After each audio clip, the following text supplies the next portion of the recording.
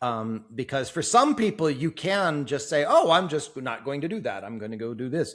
But for me, it wasn't that easy. There were like obvious things that I was not able to apply. Yeah. I would get so many great, intelligent, insightful statements like making any decision is better than making no decision. I'm like, hey, got it. But that wasn't enough. Yeah. Yeah. Yeah. I had to do a lot of really deep work to get to the point where I could deal with why I was afraid of making the wrong decision. In fact, quite frankly, I'm still working on it. Yeah. I just have a lot more insight now. Um, but that also makes it very interesting for me because I don't cover all the bases in the world. That's that particular thing I happen to lean on a lot. And so what I find I like to do is I like to partner with people that cover other pieces of the world. Like, with you and what your world is, if you ran across some folks that are having a hard time with that step, I'd be like, I'll help. Yeah. That's work I'm willing to do. And I enjoy it because, I like you, I've lived through that. You have a really visceral example in your book for that point of, I think it was your first major project management effort where you drove change, not or drove people, not change, Yeah. Yeah. and learn. Did it only take that one time for you to learn? Yeah. It was that bad. Yeah. It sounded pretty bad, but I imagine it was probably even harder than it sounded on the book. It just for the purposes of the folks that haven't read your book yet. Yeah. Would you share a little bit about that? Yeah.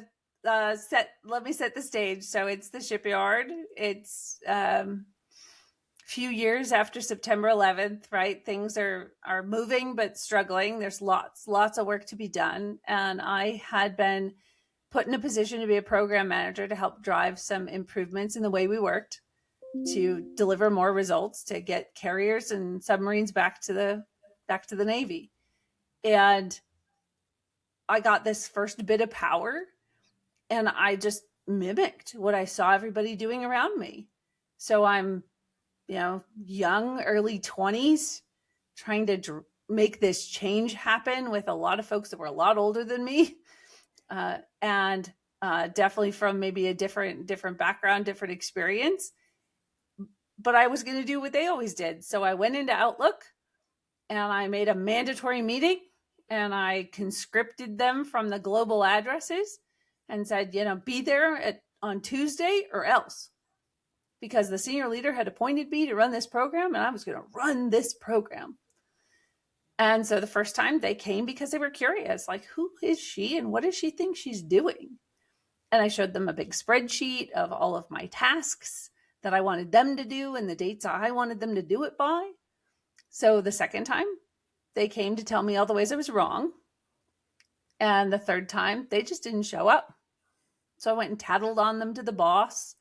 And he's like, yeah, I'll get around to yelling at them about it. And it was just languishing.